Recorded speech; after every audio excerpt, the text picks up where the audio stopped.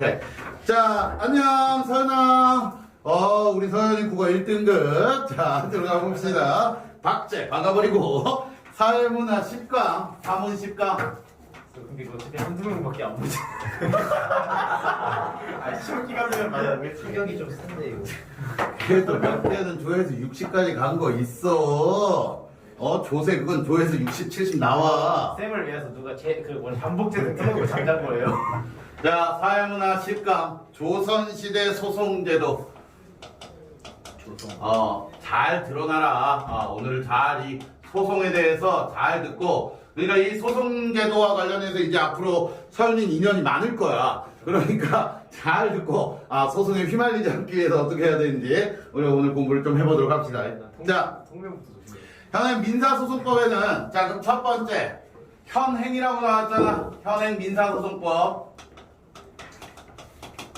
그러면 여러분들이 제목을 내가 미리 써놨기 때문에 알아둘게. 이게 조선시대 소송제도이기 때문에 현행 민사소송법, 현대가 되겠지? 현재행. 현재가 되겠지. 그거랑 뭐 하는 문제가 나올 수 있다. 비교하는 문제 나올 수가 있겠지. 그래서 현행의 그 민사소송법에 대한 정의를 알아야겠지. 민간 사이에 일어난 소송이죠. 돈과 관련된 싸움이지. 소송 절차가 공정하고 신속하며 경제력으로 진행되도록 노력하여야 한다고 되어 있다. 자, 여기서 미리 얘기해볼게. 요 두 가지 측면은 양립할 수밖에 없습니다. 즉, 공정성이라는 측면과 미리 이렇게 쓰고 가자. 즉, 신속하고 경제성. 신속성이 경제적 따지는 거야. 그래서 뭐 거의 이거 두 개는 같은 말인데, 그래서 결론은 이 글의 핵심은 공정성과 신속성 중 어느 거에 초점을 맞춰야 되느냐? 그게 좀 시험 포인트라고 볼 수가 있겠고. 그러니까 둘 다 중요해. 둘 다 중요해. 그래서 얘기하잖아. 재판이 공정해야 하면 말할 것도 없지만이야. 이거 중요해. 중요하다 이거야. 없지만이니까 아주 중요해. 하지만이라고 했어. 공정함만 추구하다 보면 재판의 진행이 더디게 돼요. 그럼 신속의 반대가 되겠지. 재판을 통해 달성하고자 한 소송 목적을 충분히 달성할 수 없는 경우가 발생할 수 있다. 즉 공정성 너무 중요하지만 여기에 포인트를 너무 많이 준다라면 재판의 신속성에 문제가 생긴다라는 게 되겠지. 즉 공정성을 추구하는 건 맞아요. 근데 공정성만 너무 추구했을 때 신속성에 문제가 발생할 수 있다 이거야. 그럼 이 글에서 말하고자 하는 포인트가 저 뒤에 있게 되겠지. 그럼 어떻게 신속하게 이 신속성의 문제를 어떻게 처리할 것인가, 그 이야기를 좀 해준다라고 보면 될 것이고. 그래서 재판이 신속하고 경제적으로 진행되는 것도 중요하다. 이것도 중요하고 이것도 중요하다. 둘 다 중요하다. 요게 핵심이 되겠지. 소송 당사자 중 한쪽이 출석하지 않습니다. 즉 피고와 원고 중에 피고가 출석을 안 하든가 원고가 출석을 안 하든가 이래나 저래나 한쪽이 출석하지 않았을 때 신속한 재판을 진행을 위해 그 사람이 제출한, 그러니까 이거 안 나온 새끼가 제출한 소장이라든가 답변서, 준비서면 등을 진술 내용으로 가름한다. 대체한다. 오케이? 즉 그 사람이 안 나오더라도 그 사람이 준비한 걸로 대체한다. 소송 당사자가 변론기일에 출석하지 않고 진술을 대체할 서류도 제출하지 않은 경우에는 변론할 의사가 없는 걸로 간주하고 재판을 진행한다. 그럼 이럴 경우에 출석하지 않았을 때 재판 진행 방법이 되겠지. 그럼 출석하지 않으면 이득일까? 불이득일까? 불이득이 되겠지. 그치? 근데 출석하지 않고 이득을 보는 경우가 생겨요. 끝까지 질질질 끌면서. 이 약질이지, 약질. 끝까지 재판을 지연시키는 경우가 생겨요. 그 이득을 취하기 위해서. 일부러. 어떤 이득? 예를 들면 이 땅이 내 거야. 근데 알고 봤더니 이게 다른 사람 땅인 거야. 그래서 재판이 걸렸고, 난 안 가는 거지, 계속. 그럼 재판은 길어지고 이 땅에서 얻을 수 있는 거 최대한 얻어내야지, 내가. 최대한 얻어내야지. 최대한 뜯어먹을 때로 다 뜯어먹고, 밑에 공사하고 다 해버리고, 네 거야 하고 넘겨주는 경우도 생겨요. 그런 경우도 있기 때문에 우리가 법을 알아야 돈을 벌어요. 그리고 시효라는 제도를 두어서, 자, 시효. 요 시효라는 제도 들어봤나, 민재야? 이름이 예쁘다. 공소시효. 그렇지. 공소시효 할 때 그 시효에 취득시효, 소멸시효 이런 게 있어요. 일단은 시효라는 제도를 두어서 소송사건에 대해 소를 제기할 수 있는 제소기간을 정해두고 있다. 다시 시효라는 건 소를 제기할 수 있는 제소기간의 개념이라는 거. 그러니까 한마디로 내가 소장을 제출할 수 있는 그 기간이야. 내가 뭐 피해를 봤어요. 저 사람 날 때렸어요. 이런 걸 소를 제기할 수 있는 그 제소기간을 두는 게 시효가 될 것이고, 시효는 일정한 사실 상태가 오래 계속된 경우에 그 상태가 진실한 권리관계와 합치하느냐 여부를 묻지 않고, 자 여기서 중요한 거, 어떤 상태가 진실한 권리관계와 합치하느냐, 그러면 진실한 권리관계와 합치하는 거를 따져야 돼. 이게 진짜 국현 거야. 그게 합치하는 거지. 근데 국현이 이거 서현한테 뺏겼어. 서현한테 뺏겼는데 서현한테 그거를 이 소장을 제기를 안 해요. 계속해서 안 해요. 다시 문제. 여기서의 이거를 서현한테 뺏겼다고 했지? 진실한 권리관계에 따른다면 이건 누구 거? 내 거지. 근데 뺏겼으니까 저 새끼가 쓰고 있겠지. 그래서 이 진실한 권리관계 합치함을 따지는 건 공정성 측면일까 신속성 측면일까? 공정성 측면에 이게 이제 비꼬는 거야. 요거에 합치하는 건 공정성을 중점적으로 봤을 때 당연히 진실한 권리관계는 내 거니까 그게 공정한 거지. 됐어요? 근데 이것을 뭐 하지 않고 묻지 않습니다. 묻지 않고 사실 상태를 그대로 존중하여 사실 상태, 그러면 진실한 권리관계가 아니라 사실 상태는 이거는 지금 현재 누구한테 넘어간 상태? 서현한테 넘어간 상태. 이거를 뭐 해버린다? 인정해버리겠다라는 거야. 그 권리관계를 인정하겠다. 그러면 요거와 대비되게 사실관계를 인정해버리는 거. 뺏겼지만 몰라, 그냥 제가 오래 썼으니까 제 거래, 이렇게 인정해버리는 거야. 그럼 이건 뭐의 측면을 따졌을 때?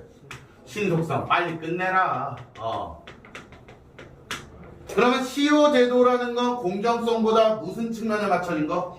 신속성 측면에서 맞춰진 게 시효 제도라는 게 되겠지. 자, 다시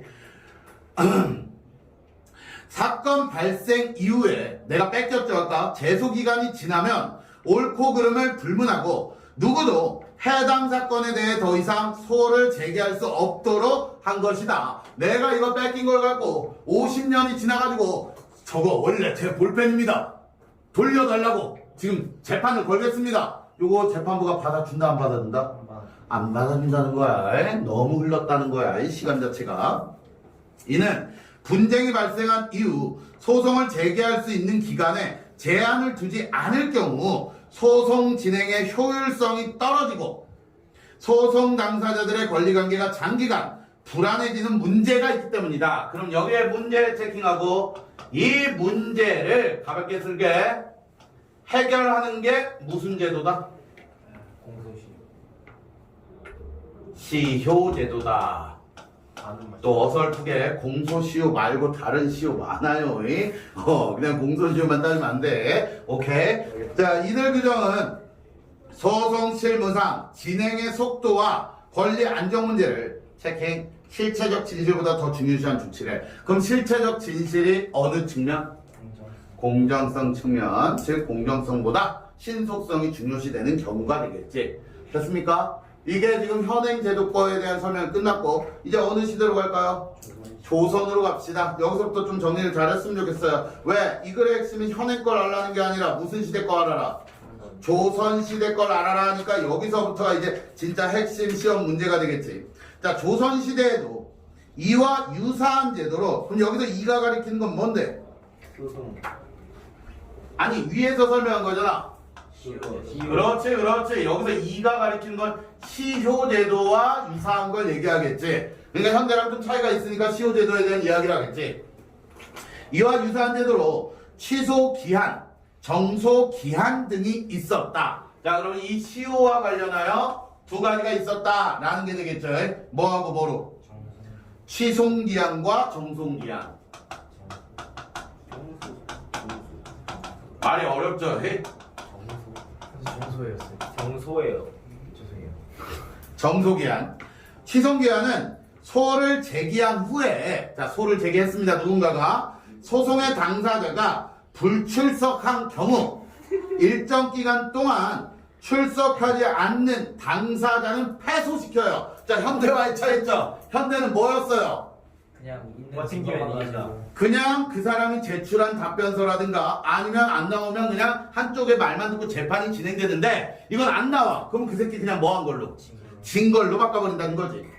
성실히 출석해 대기한 당사자에게 사리의 옳고 그름을 따지지 않고 즉 공정성 따윈 저리 버려버리고 승소하게 해주는 제도이다. 한마디로 아까 전에 여기서 봐. 출석을 안 할 시 현대는 불이득을 받지. 그치? 불리한 거지. 즉 얘는 지금 불리한 정도야. 이길 수도 있겠지. 그건 몰라요. 그쵸? 불리할 정도일 뿐이지. 근데 요 취소기한에 여기에 따른다라면 출석 X는 뭐다? 패소다, 패소. 그냥 져버리는 거다. 이건 재판 진행 따위도 상관없고 그냥 져버리는 거다. 다시 하기 없네요. 자, 친작결절법이라고도 불렀다. 그래서 여러분이 공부할 때 나도 뒤져봤는데 이 취송기한이란 말은 검색해도 안 뜨더라고. 그냥 조선의 3대 제도에서 친작결절법. 그래서 요걸로 기억했으면 좋겠어요. 결국 친작결절법에 대한 설명이야. 이거는 취송기한 이퀄 친작결절법. 둘이 뭐 하는 말이다? 같은 말이다. 친작결절법. 저게 같은 말이다. 결론은. 자, 이는 소송 진행 과정에서 의도적으로 소송을 지연시키는 폐단을 방지하기 위하여 마련한 장치로. 자, 그러면 출석하지 않으면 패소한다. 요 규정을 만들었잖아. 그럼 말 그대로 어떤 폐단이 존재한다. 폐단이 있기 때문에 이게 발생했다는 건데 어떤 폐단이 있을까요? 아까 내가 얘기했듯이 어떤 경우? 그렇지. 말 그대로 권리 침해자가 뭐한 상황이 발생하는 경우. 발생합니다. 권리 침해자가 이거 길어지면 길어질수록 유리한 상황이 계속해서 발생하고 있는 거야. 유리한 상황이. 그러니까 뭐 예를 들어서 내가 뭐 서윤이가 어느 집 딸내미를 납치했어. 그래서 납치해가지고 계속 하루 이틀 3일 재판에 안 나오고 계속 데리고 있는 거야. 지금은 뭐 경찰관 출동해서 잡아가겠지만. 근데 서윤이가 내 딸이라고 우기는 거지. 근데 명진이 딸인 거야. 그 명진이가 내 딸 내놔 했는데 그 주변 사람들이 아닌데 서윤이랑 닮았는데 요렇게 할 수 있겠지. 아니 뭔가 이상해지잖아요. 내 딸이라 그러니까. 근데 뭐 엄마는 한 명일 수도 있고 이건 모르는 거지. 자, 어찌됐든 그럼 서윤이 입장에서 계속 안 나가고 버티는 게 낫지. 난 내 딸과의 시간을 보내고 싶다. 그럼 명진이 답답하고 빨리빨리 재판을 끝내기를 원하는데 과연 누구 딸이었을까 대음아? 두 사람 딸 아니면 그게 더. 두 사람의 딸이다?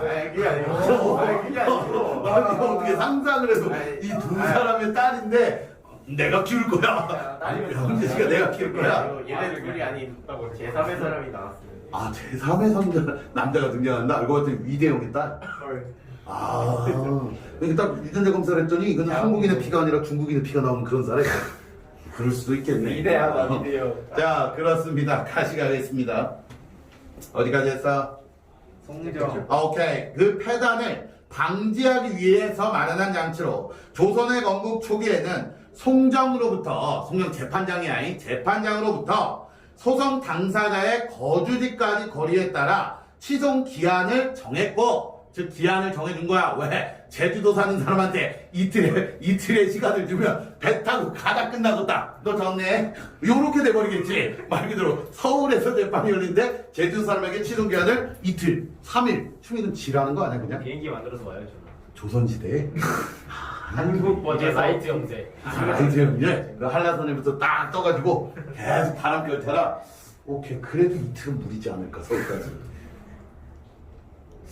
가봅시다. 어찌됐든 정했고 이후 소송 당사자가 송정에 출석해 서명하는 것까지 규정하게 되었답니다. 요 서명하는 것까지 규정하게 되었 때 이름을 써야 된대. 소송의 양 당사자 중 누구라도 출석할 때는 자기 성명을 직접 쓰도록 했는데 이를 친착이라고 했다. 그럼 결국 송정에 나온 것만으로 끝나는 게 아니라 뭐까지 해야 된다? 그렇지.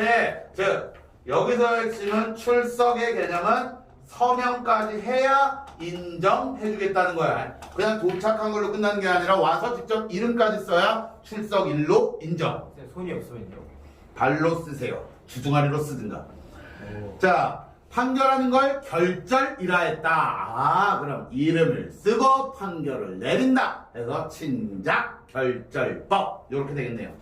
친작결절법은 여러 차례의 변화를 거쳐 1746년에 편찬된 속대전 형전 청리조에 따르면 소송이 개시되어 이게 구체적으로 나왔지. 이런 거 숫자 나오면 정확히 기억해. 이 친작결절법에 대한 설명이 아직까지도 소송이 개시된다는 건 소장이 접수됐다는 거겠죠. 누군가가 소장이 접수가 됐을 것이고요. 소송이 개시되어 50일이 되도록 이유 없이 만 30일 넘게 불출석하면 그러면 일단 개시일로부터 며칠? 50일. 그 중에 며칠? 30일이 안 나오면 그 사람은 뭐 한 걸로 한다? 패소한 걸로 한다. 이렇게 되겠죠. 송례나 서명한 자에게 승소 판결을 내리도록 했다. 이 50일의 기간은 관청이 개정한 날만 헤아렸다. 요거 밑줄 관청이 개정한 날만. 그러면 중간중간에 쉬는 날이 생기면 그거는 플러스 시킨다 안 시킨다? 안 시킨다는 게 되잖아. 그치? 개정한 날만. 이때 계속 출석한 자의 출석 일수는 고려하지 않는다 해서 친작결절법에서야 설명했고요. 자, 이제 정소기한. 이 책이 정말 그지 같다라는 거 여기서 여러분들이 나중에 따로 정리할 때 얘기를 좀 할게. 자, 지금 친작결절법에 대한 설명을 했죠.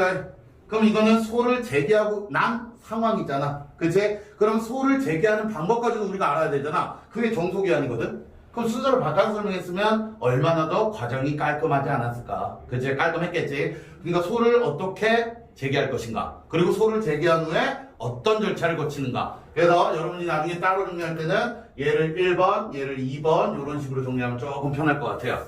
지금은 2번이 먼저 나온 거야. 자, 그럼 1번 들어가면 정소기한에서 정소란 소를 제기하기 위한 문서인 소장을 관청에 낸다는 의미로. 자, 그러면 정소기한 결국 뭐를 제출하다? 요 정소의 뜻이 소장 제출이 되겠지. 아까도 얘기했듯이 이 소장이 제출되고 난 뒤부터 뭐가? 친작결절법 되는 거 아니야? 왜? 소송이 개시되고 난 뒤부터 50일이 지나야 되니까. 그치? 요게 1번이 돼야겠지. 자, 정소기한은 사적인 권리를 침해당했을 때 소장을 제출할 수 있는 법정 기한을 말한다. 밑줄 쫙 치고 소장을 제출할 수 있는 법정 기한. 이게 뭐야? 이거 아까 전에 했던 시소? 그렇지. 이게 현대의 시효와 가장 유사하네요. 현대의 시효. 그럼 현대에서 설명한 아까 시효 방법은 친작결절법이 아니라 뭐 정소와 관련이 있겠지. 이 정소기한과 관련이 있겠지. 시효제도 자체가. 자, 경국대전, 호전, 전택조에서 이 규정을 확인할 수 있다. 소송 대상 중에 가장 분쟁이 번번했던 재산인, 자, 여기서 들어 토지. 이거는 지금 현대도 마찬가지죠. 주택. 이것도 현대가 마찬가지죠. 근데 지금 뭐가 들어갔어? 노비 등에 관한 소송. 아, 이게 그러면 노비라는 단어를 통해서 조선시대의 특수성을 보여주는 그런 단어가 되겠지. 노비라는 조선시대의 특수성을 보여주는 단어가 있다. 지금도 있나요? 노비 등에 관한 소송은 분쟁 발생 시기부터 자 5년 내에 소를 제기해야 된다. 자, 말 그대로 이 시효는 몇 년이다? 5년이라는 숫자가 나오겠지. 이런 뭐 경제 문제로 바꾸면 이제 숫자 바꿔치기 하면서 몇 년 사건을 줄 수가 있겠죠. 5년 내에 소를 제기해야만 하며 5년을 넘길 시에 재판의 기초가 되는 사실관계 등을 심사하는 사건 심리는 물론 소장 접수조차 불가능. 즉 5년 안에 소장을 접수해야 된다는 거야. 즉 5년이 넘기면 안 된다. 이게 되겠지. 또한 소장을 접수했더라도 자 소장 접수했어. 이제 그로부터 5년 동안 소송에 임하지 않을 때 심리하지 않고 기각했다. 그러면 5년 내에 소장 뭐 해야 되고 접수해야 되고 소장 접수 후 또 몇 년? 5년. 그러니까 소장 접수한 사람을 잡아다가 5년간 가둬두면 되겠네요. 그러면 무죄가 되겠네요. 자, 그 뒤에 여기에 요게 중요. 자, 요게 그럼 CO가 되겠지. 우리가 봐야 될 건 뭐야? 여기에 뭐가 있다고? 예외가 있대. 그럼 뭐를 안 두는 경우? 5년을 넘겨도 되는 경우에 대한 설명을 하겠지. 5년을 넘겨도 사건을 받아주는 경우에 대한 설명을 해줄 거야. 예외라고 했기 때문에. 자, 여기에 예외는 있었다. 토지나 주택을 도매당한 경우 1번 써놔. 토지나 주택을 뭐 당했다? 도매당했다. 말 그대로 팔렸다. 내 토지나 주택이. 토지나 주택 관련 소송에서 확정 판결이 나지 않은 경우 2번. 상속재산을 자식들이 나눠 가져야 하는데 나누지 않고 자식 중 누군가가 홀로 독식한 경우 3번. 소장인이 지주에게 토지를 돌려주지 않고 점유하는 경우 4번.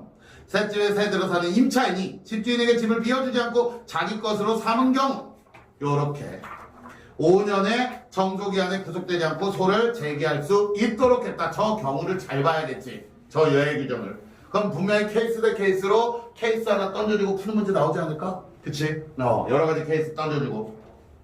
즉 소송 당사자들 사이의 권리관계가 표면적으로 불안정해 보이더라도 실체적 진실을 따지는 것 끊어. 이 실체적 진실을 따지는 게 뭐라고? 공정성. 그렇지. 이 공정성을 따지는 게 속도와 효율보다, 그럼 속도와 효율이 뭐라고? 신속성. 그러면 이제 공정성을 중시 여기는 사례가 되겠지. 더 중시한 단서 좋아하는 것이다. 그러나 정소기한을 둘러싸고 계속 문제가 발생했는데 특히 무한정 정소기한을 인정하는 전택조의 예외 규정에 대해 끊어. 자, 그러면 전택조의 예외 규정은 아까 나와 있었지. 얘네들은 무한정 그 기한을 뭐 해주는 거야? 인정해주는 거야. 이때에 자손 때의 잦은 분쟁 발생 등, 즉 자, 마무리 지읍시다. 지속적 문제 제기가 있었다. 자, 그럼 여기서 체크해. 이 문제 제기의 문제는, 이 문제 제기의 문제제는 말 그대로 공정성을 중시했을 때 발생하냐, 신속성을 중시했을 때 발생하는 문제냐. 지금 여기에 지금 문제라고 동그라미 쳐봐. 뿅. 자, 아까는 문제에 동그라미 치라고 했죠. 자, 우리 현아. 지금 문제가 발생했다 했지? 문제 발생했다라고 했어. 다시 문제. 이건 신속성을 중시 여겼을 때 발생한 문제야? 공정성을 중시했을 때 발생하는 문제야? 예스. 요거 주의. 이건 현재 공정성을 중시 여겼을 때 저러한 문제가 발생할 수 있다는 거지. 너무 공정함을 따지다 보니까 자손대까지 실체적 진실을 찾으려는 그런 문제. 자, 그 다음 이해. 그럼 해결을 해야겠지. 1518년 11월 중종은 도매, 상속, 재산의 침해 등을 제외한 사안 중, 자, 도매, 상속, 재산의 침해 등. 그럼 이거는 뭐 해주는 거? 예외. 이건 예외로 인정. 이거는 무제한이 되겠지. 제한사항 중 30년 기한이 넘은 옛일에 대해서는 심리하지 않도록 했다. 여기도 중요한 포인트 아까 얘기했듯이 도매랑 상속 재산의 침해 등은 뭐 해야 돼? 제외시켜야 돼. 얘네는 그러면 30년 넘어도 뭐 해준다? 해준다는 거고 나머지 것들은 없애버렸다. 이렇게 되겠지. 소송 과정의 신속성과 효율성이 중요하긴 했지만 소송이 정지되는 경우도 있었다. 자, 그럼 여기서부터 이제 소송이 정지되는 경우죠. 죽었다. 그 언제 딱 이렇게 소송이 진행되다 언제 정지되냐 이거야. 잠깐 일시 멈춤이 된다는 건데 소송의 정지를 정송이라고 불렀다. 자, 이거를 뭐라 부른다? 정송이라고 불렀대. 정소가 아니라 정송. 조선은 건국초부터 농번기에는 농사를 짓는 백성이 소송에 매달리느라 농사를 소홀히 하게 되는 걸 방지하기 위해 제소를 금지했다. 만일 소송이 진행 중이라면 일시적으로 이를 정지하도록 했다. 쓰레기 같은 조선 것들. 농번기에는 뭐 하지 마라? 소송 걸지 말고 뭐 해라? 일해라. 이래라 이민들아. 그렇지. 그러니까 소장을 제기하는 것도 금지. 그리고 소가 진행 중인 상황을 했을 때는 농번기가 들어간과 동시에 중지. 그렇지. 그만 그래 네 딸은 서윤이가 됐고 그 농멍이 전에 납치를 하는 거지. 그리고 농멍이 들어가지. 그러면 이제 그때부터 조용히 해 가서 일해 일단. 잠깐만. 잠깐 일단 가서 일해. 서윤이가 데리고 있을 거니까 명진아 가서 일해. 이렇게 되는 거지. 어이없겠다. 춘문부터 추분 사이의 농번기에 소송 업무를 중단하도록 한 걸 무정이라고 했다. 이렇게 중단하는 걸 무정. 그러네요. 무정. 정말 정없네요. 그죠? 그리고 다시 추분부터 춘분까지의 농한기에는 제소를 받거나 소송을 속해. 자, 그럼 이렇게 농번기에 멈췄다가 다시 재개한다. 이 말이 되겠지. 이를 무게. 그러니까 일시정지 못했던 걸 다시 플레이 버텨두는 게 무게라고 설명하면 되겠네. 무정이 무게예요? 정성은 뭐라고? 무정이 무게예요?